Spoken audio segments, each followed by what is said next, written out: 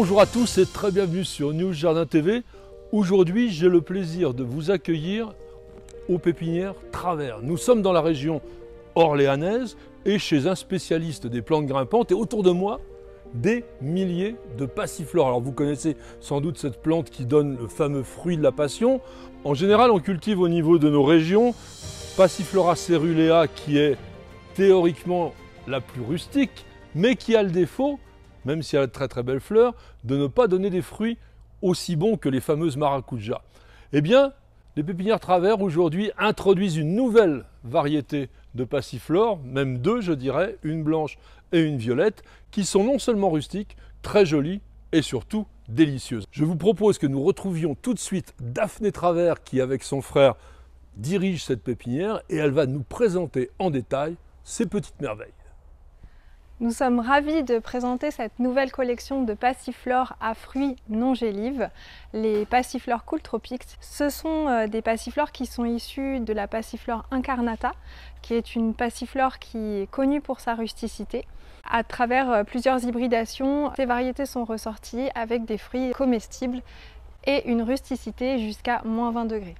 Ce sont des passiflores qui ont été hybridés en Suisse. C'est pour vous dire la rusticité de ces variétés. Incarnata produit des fruits comestibles, mais le fruit est assez petit, alors qu'ici on est sur des variétés qui vont vous produire une taille de fruit tout à fait impressionnante et avec un goût particulièrement acidulé, caractéristique du fruit de la passion.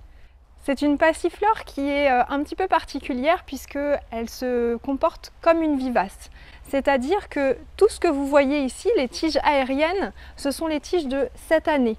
À l'hiver, elles vont faner et on aura l'impression que la plante est morte, ce qui n'est absolument pas le cas. Toute sa réserve se trouve dans ses racines et elle va repartir de la souche tous les ans à partir du mois de mai. Donc soyez rassurés, elle va finir par redémarrer, mais il faut être un peu patient, elle a besoin de chaleur et de soleil. Comme elle redémarre tous les ans de la base, elle va faire ses grandes tiges de 2 à 4 mètres de haut chaque année, mais elle n'ira pas au-delà. Comme toutes les passiflores, elle fait des vrilles, donc elle a besoin d'un support pour grimper. Donc cela peut être à la fois une structure comme on a ici, si vous la cultivez en pot, ça peut être un treillis le long d'un mur, ça peut être une arche ou simplement des petits fils de fer crochetés dans le mur si vous préférez que ce soit discret. Ça marche très bien en pot, vous pouvez le voir ici. Nous, on a cultivé cette plante-là, elle a 3 ans. Tous les ans, elle va s'enraciner, elle va produire des racines de plus en plus importantes et c'est vraiment ça qui constitue la force de la passiflore et donc qui va produire de plus en plus de tiges aériennes au fur et à mesure des années.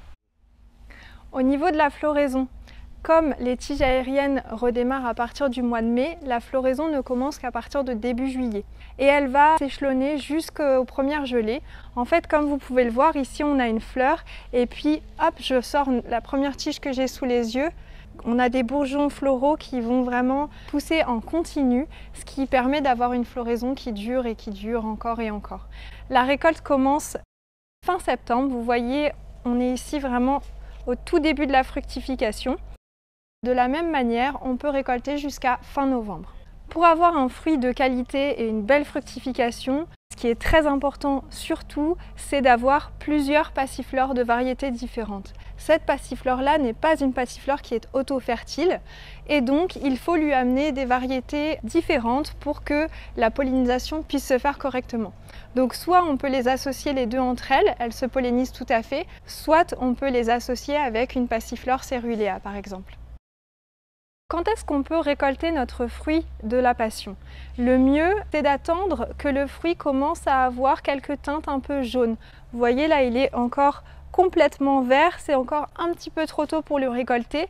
Je vais attendre de voir que la peau jaunisse légèrement. J'ai pas besoin d'attendre qu'il soit complètement jaune. Je vais aussi au poids. S'il se détache facilement, je peux y aller, je peux le récolter, il est bon à manger. Le goût est vraiment similaire au fruit de la passion qu'on connaît à la maracuja, ce goût sucré et acidulé avec les arilles, cette pulpe qui entoure le pépin, riche en jus et très parfumé. Là, je vous propose de regarder un petit peu plus en détail. Ici, j'ai une passiflore cerulea, la passiflore bleue classique qu'on retrouve communément en France. Vous voyez ici le fruit. On me demande souvent, est-ce qu'on peut manger les fruits de la passiflore bleue? Les fruits ne sont pas toxiques, vous pouvez les consommer, mais ça n'a vraiment aucun intérêt gustatif, ce ne sont que des pépins. La rille, la pulpe qui entoure les pépins et qui a ce goût parfumé et acidulé, caractéristique de la passiflore.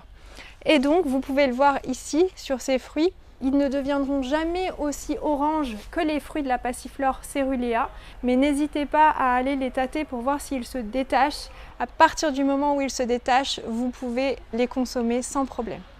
Comme pour toutes les passiflores, les fleurs de la passiflore Cooltropix Snow-Star sont assez éphémères. Elles durent en général 24 heures. Mais comme on l'a dit tout à l'heure, il va y avoir une succession de boutons qui vont faire que la plante sera toujours fleurie pendant toute la saison jusqu'aux premières gelées. Attention cependant, n'allez pas arracher les fleurs qui sont légèrement fanées. Elles portent les ovaires qui donneront les futurs fruits. Donc n'allez surtout pas tirer dessus. Regardez celle-ci par exemple. On voit qu'elle a été fécondée et que le fruit commence à peine à sortir et va grossir et il sera bon à consommer dans quelques semaines. Alors comment cultiver ces passiflores à fruits Cooltropix? Vous pouvez tout à fait choisir de les cultiver en pot. Pour cela, choisissez un pot d'une taille suffisante, c'est-à-dire au moins 50 à 60 cm de profondeur et puis pareil en largeur. Au niveau du sol, choisissez un terreau plutôt aéré, assez drainant. Il faut éviter les terres trop lourdes qui gardent l'humidité.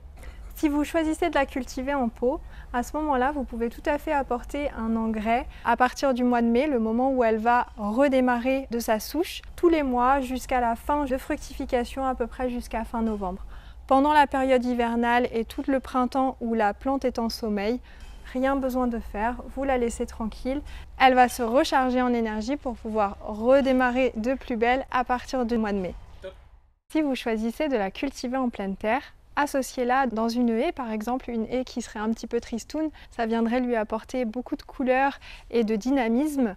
Et puis quand vous taillez votre haie l'hiver, ça en profitera pour enlever les tiges mortes de la passiflore Cooltropix. Au niveau du sol, on évite toujours les sols trop lourds, les sols argileux. Les passiflores sont des plantes qui résistent très bien à la sécheresse. Pendant les grosses chaleurs, vous pouvez leur apporter un petit peu d'eau et ce sera suffisant. Si vous habitez une région où vous avez assez peu d'insectes pollinisateurs, jouez vous-même le rôle de l'abeille afin de maximiser la production de fruits. Pour cela, rien de plus simple. Munissez-vous juste d'une paire de ciseaux et d'une petite pince à épiler. Vous choisissez une fleur bien épanouie et riche en pollen que vous allez couper. Hop. Vous allez venir avec votre pince à épiler saisir l'un, on appelle les anthères riches en pollen de la fleur avec votre pince à épiler. Avec ce pollen, vous allez pouvoir polliniser les stigmates, c'est-à-dire la partie femelle de l'autre variété de passiflore à fruits Cooltropix.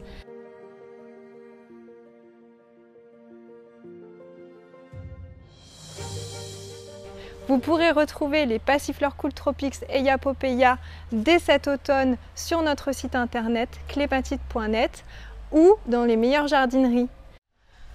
Pour la variété Cooltropix Snow-Star, qui est une nouveauté, elle sera disponible à partir du printemps 2025. Et si vous aimez les grimpantes, je vous invite à aller sur notre site internet clématite.net pour y découvrir notre collection de plus de 650 variétés.